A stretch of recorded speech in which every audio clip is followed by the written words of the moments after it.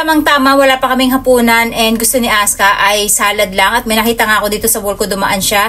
Pwedeng-pwede pala to. So gagawin natin siya at gagayahin natin. Since meron tayong mga sangkap pero hindi siya perfect na katulad nung nakita natin dito sa napanood natin.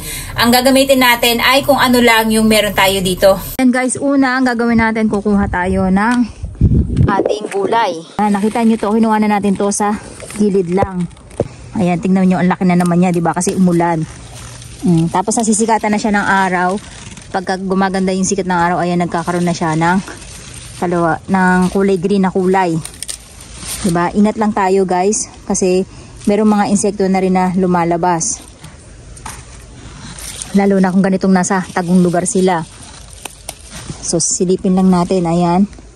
Yan natin. Pero gasan naman natin yan. Kaya importante talaga guys na nalilinis natin yung mga malalagong dahon para hindi sila masyadong puntahan ng insekto. Yan.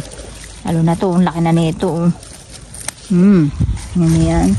Tapos ito, ang laki na rin nito. Parang lettuce lang din yung lasa niya. Ang ganda talaga pagka after umulan guys, ang lutong-lutong niya, ang tubig-tubig nila. Bakit magaganda sila? Kasi nga maganda ang panahon, medyo malamig, kaya magaganda rin ang ng gulay, lalo na yung mga pang letas kasi letas ang tawag nila sa Japan, no? Kaya pagpasensyahan nyo na kung letas ako ng letas. Ang lettuce to guys, kung makikita nyo, ayan, patayo naman siya dun sa kanina. Tapos ito din, kukuhanin natin yung ilalim. Ang kapal na ng dahon niya sa ilalim, diba? Dalawang araw umulan. So maganda ang tayo ng gulay. Ang mga pechay natin guys, tingnan nyo, ang lalaki na. The giant na yung mga dahon natin. Ayan, no? Ganyan kalalaki. Naman yung ating miso na guys. Ayan, kuha tayo sa ilalim. Okay, so ito, isang dahon lang yan guys. Ayan na yung ating fresh gulay from our garden. Ang gagamitin natin ay kung ano lang yung meron tayo dito. Tulad nitong ating mga gulay from farm. Ayan yung ating mga lettuce na mix. Tapos meron din tayong rice paper, saktong-sakto. Meron din tayong carrots, yun nga lang, ito na nga lang yung natitira natin. Meron din tayo ditong strawberry, ito na lang yung natira na binigay sa atin ng isang box at lalagay natin siya sa salad natin. At ang gagamitin natin, hipon plus itlog na magpiprito tayo. Papakuluan natin yung ating hipon. Lalagay lang tayo ng konting asin, konting Ajinomoto. So tinanggalan natin yung ulo para lumabas yung katas. Tapos gagawin natin siyang sinabawan. Saktong-sakto, may gulay tayo. Dagdagan natin yung sabaw niya guys para meron tayong pampangat. Ayan, kasi malasa yan eh. Habang pinapakuluan natin yung ating hipon, dito naman tayo sa ating prito. Hindi kasi ako fan guys ng rice paper, kaya hindi talaga ako gumagawa ng mga salad kahit na madalas ako nakakapanood nun. So ayan guys, yung ating nilagyan natin ng mayonnaise para may flavor na siya. Lalagyan na natin yung ating itlog. Hinaan natin yung ating apoy. Iahon na natin yung ating hipon. Tamang half cook lang siya para hindi matigas. Ang bango. Amoy sabaw ng pangat kagad guys. Itlog. Ayan. Hihiwain natin siya ng pa-slice. Ayan. Para madali na natin siyang malagay dun sa ating rice paper. Ayan guys. Yung ating itlog, set aside lang natin. So, pwedeng gumamit ng kahit na anong available. Pwedeng manok, pwedeng hipon. Or kung may karne o giniling kayo. Gawin natin, hiwain natin siya sa dalawa. Ayan. Hingin ng alaga ko. Buti na lang malinis tong hipon guys. Wala siyang etat. Tapos hihiwain lang natin yung ating carrots guys. Buti na lang nagtira ako ng carrots.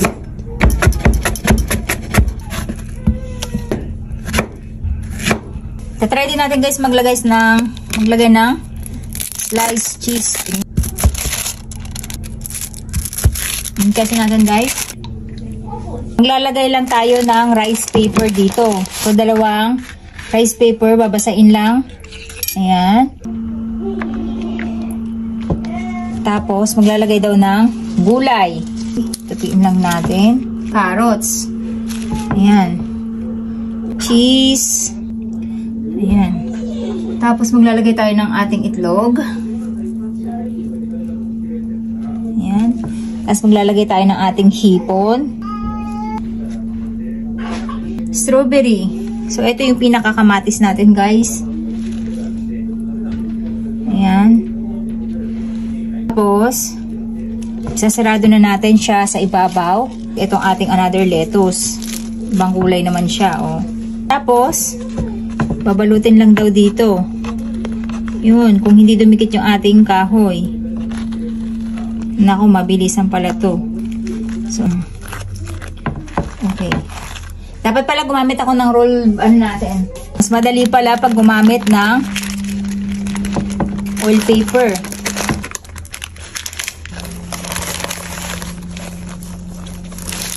Ayan.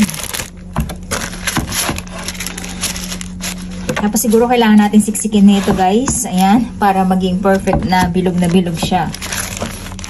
So, ayan na guys yung ating maki. Tapos ayaw makalas ng ating sa oil paper. Struggle, ah. So, hiwain natin siya, guys. Mas maganda siya ngayon kumpara kanina. Sesame seed sa ibabaw. Pampa-special. Ang bango ng sesame seed natin. Ito yung ginawa natin. Ayan na. And then, ang susunod natin gagawin, guys, ay gagawa tayo ng ating dipping sauce. Meron ako natikman dati na dipping sauce niya. Ang lasa niya ay lasang patis na maasim na manamis-namis. So, meron tayo ditong pad thai na sauce. Gagawin natin ay yan yung gagawin nating pang dipping sauce. Kasi masarap siya. Amoy bawang, na amoy patis. Ayan. Pad thai paste. Binili ko lang sa international store. Tapos mag-a-add lang tayo ng maraming patis. So, ito yung ating matamis na umeboshi. Mag-a-add tayo kasi para mas masarap siya, mas matamis. Ayan, guys. Ay, grabe. Ang special ng kanyang sauce. Perfect. So, ayan yung nagawa natin, guys. Very social. Tapos, mukhang mamahalin, di ba? Kakoy naman. Ayan, titikman na nila Papa at nila Akari. Si Ate Aska kanina actually bumaba na inip siya kasi hindi ko pa natatapos. Ayan. Ano kanji desu ka? Umaso naman. Umaso, ne. Umaso. Ang social niya, guys. Ayan, tingnan nyo. Di ba? Kakoy. First time kong gumawa niya, ne. Mama hajimete, ne. Itadakimasu. Itadakimasu. Akari mo, dite. Tabi tayo din si Apo.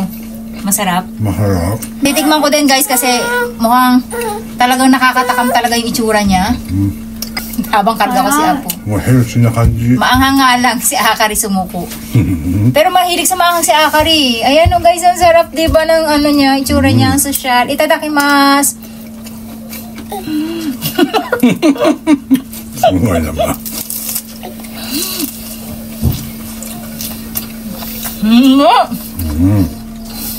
Moう一個いいですか？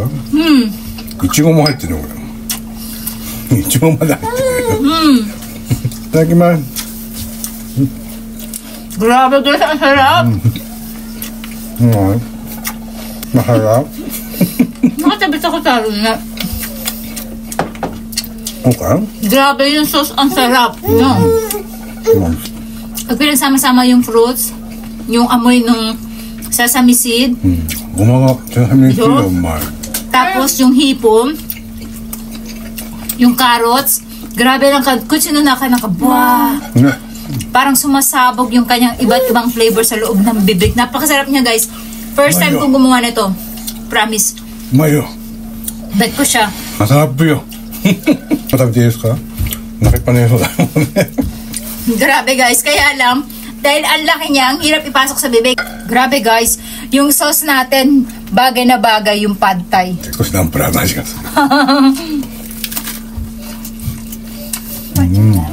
Ang sarap. Ang sarap pala niya.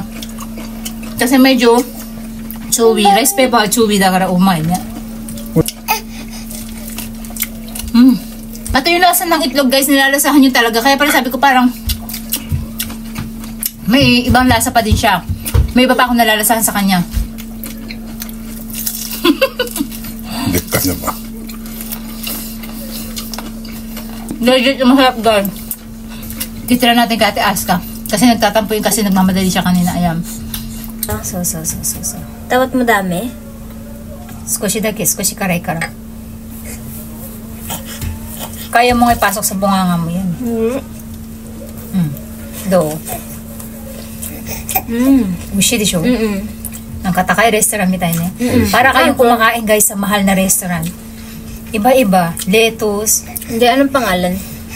Nang kasalad daki. Rice paper salad. Umay niya. Mamamatang tahiyan ang ginamit ko dyan eh. Grabe yung sarap niya. Totoo. Struggle kasi guys, ang laki niya. Juten man 10, ilang points siya, gano'ng kasarap sa inyo? 9 Ako 10. です。 Ako hindi ko gusto manghang. Kaya 7. 7. Yung sauce lang hindi niya type. Pero ito, Ang sarap. ba't 7 lang? Eh, yung sauce lang naman hindi mo gusto. Oo, ayoko kasi. So, ayun guys, sa kanila, 9 kay Papa, 7 kay Aska dahil naanghangan siya. Ako number 10. First time ko nag-rate ng 10 kasi super sarap para sa akin. Kasi iba't ibang flavor yung nasa loob niya. So, yun lang guys.